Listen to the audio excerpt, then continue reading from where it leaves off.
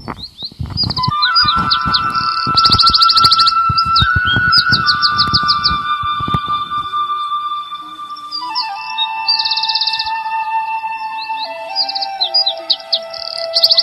ध्यान दीजिए, use of had to का प्रयोग हम लोग कब करते हैं, कैसे करते हैं, ठीक है ना। तो ध्यान दीजिएगा, सबसे पहले इसका हम रिकॉग्निशन लिखेंगे। रिकॉग्निशन का मतलब हो गया पहचान। कैसे हम पहचान करेंगे कि हम हैड टू का प्रयोग करना है, तो लिखते चलिए। लिखिए, जब वाक्य के क्रिया के अंत में ना, था, नी, थी इत्यादि रहे तो ऐसे वाक्यों को हैड टू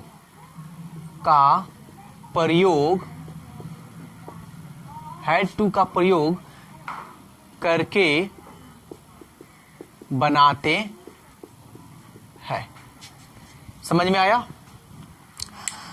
जब वाक्य के क्रिया के अंत में ना, था, नी, थी इत्यादि रहे तो ऐसे वाक्यों को हैड टू का प्रयोग करके बनाते हैं।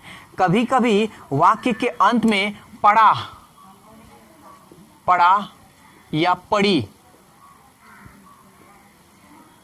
या पढ़ता था या पढ़ती थी, ध्यान दीजिएगा, पहले इधर पढ़ा, पढ़ी या पढ़ता था या पढ़ती थी, वाक्य की क्रिया के अंत में कभी कभी ये भी हो सकता है, ठीक है ना।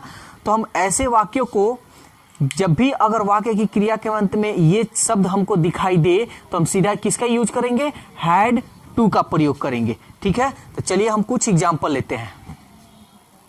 तो ये आपका एग्जाम्पल है, ठीक है ना। तो देखिए अब कुछ इसका स्ट्रक्चर क्या होता है, कैसे इसको बनाया जाता है, तो वो चीज हम देखते हैं।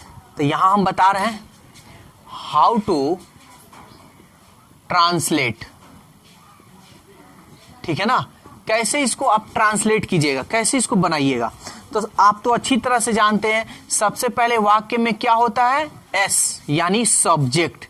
जो वाक्य में काम करता है उसको हम सब्जेक्ट बोलते हैं।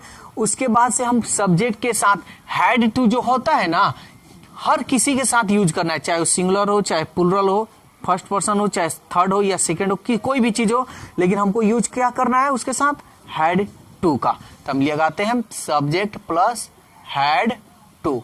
उसके बाद हमको क्या लिखना होगा, वर्ब, यानी कौन सा वर्ब, वो भी V1। उसके बाद जो भी आपका अदर वर्ड्स आता है सो आप लिख सकते हैं, ठीक है ना। अदर वर्ड्स लिख दीजिए, इसको हटा देते हैं, ये स्टॉप, ठीक है। तो चलिए हम क्वेश्चन बनाते हैं। यहां देखिए हम दो क्वेश्चन यहां पे दिए हुए हैं, मुझे बोलना था या मुझे बोलना पड़ा, ये दोनों वाक्य सेम ही है। मुझे बोलना था या मुझे बोलना पड़ा, दोनों वाक्य की देखिए, ना, देखिए यहां पे है ना था, और यहां देखिए पढ़ा, देखिए तो पढ़ा है, ठीक है ना पढ़ा, नी पढ़ी, ऐसे हो तो आप हैड टू का यूज कीजिएगा। तो चलिए इसको हम बनाते हैं।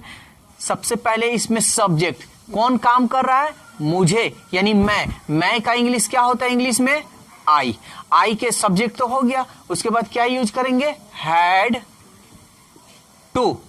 उसके बाद वर्ब, क्या है वर्ब, देखिए तो वर्ब क्या है, क्या काम हो रहा है, वर्ब किसको कहते हैं, जो काम होता है, क्या काम हो रहा है, बोलना। इंग्लिश में क्या बोलते हैं बोलना को, स्पीक,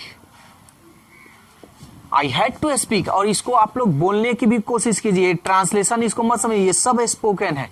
जितना आप रफ्तार कीजिएगा अपने बोलने में उतना आपको अच्छा स्पीकिंग आएगा। उसे भी यहां पे है, उसे भीख मांगनी पड़ी, तो कौन काम कर रहा है, भीख मांगने का कौन काम कर रहा है, उसे, यानी उसे का इंग्लिश होता है ही के साथ सब्जेक्ट तो हो गया। उसके बाद क्या लगाएंगे, हैड टू। वर्ब V1 का मान यानी क्या है, भीख मांगना। भीख मांगना को इंग्लिश में हम क्या बोलते हैं, beg, he had to beg. उसे भीख मांगनी पड़ी। अगला वाक्य देखिए क्या है, उसे पढ़ाना पड़ा, तो उसे का इंग्लिश यानी सब्जेक्ट है उसे, उसे का इंग्लिश ही के साथ क्या लगाएंगे, हैड टू। और पढ़ाना का इंग्लिश क्या होता है, टीच, तो ही हैड टू टीच। मुझे वहां जाना था, तो मुझे का इंग्लिश क्या होगा, आई के साथ क्या लगाएंगे, हैड टू, यानी सब्जेक्ट के बाद हैड टू लगेगा, हैड टू। और जाना का इंग्लिश, पहले काम क्या हो रहा है, जाना का इंग्लिश क्या होता है, गो, आई हैड टू गो, कहां जाएगा वो, कहां जाना चाहता है, तो वहां, तो I had to go there. अब इसी पे आप लोग बहुत सारा स्पोकन बना सकते हैं। मुझे बाजार जाना पड़ा, I had to go to market. मुझे सिनेमा जाना पड़ा, I had to go to cinema. मुझे मॉल जाना पड़ा, I had to go to mall. समझ में आ रहा है, मुझे मंदिर जाना पड़ा, I had to go to temple. बहुत सारा इस पे स्पोकन बोल सकते हैं, तो आप इस पे प्रैक्टिस कीजिएगा तब। अगला देखिए, मोहन को दौड़ना था, तो मोहन, उसके बाद से हैड टू, और दौड़ना का क्या होता है इंग्लिश, रन। समझ में आया। तो इस पे आप 5 हम एग्जाम्पल दे दिए हैं, आपके बुक में एक्सरसाइज दिया है, उस पे बनाइए और इस पे बहुत सारा स्पोकन भी कीजिए। ये नहीं कि केवल बनाए, इसको लिखिए, नोट कीजिए और इस पे बहुत सारा, एक वाक्य पर बहुत सारा आप वाक्य बनाइए और उसको बोलने की कोशिश कीजिए, ठीक है ना। चलिए इसको जल्दी नोट कीजिए।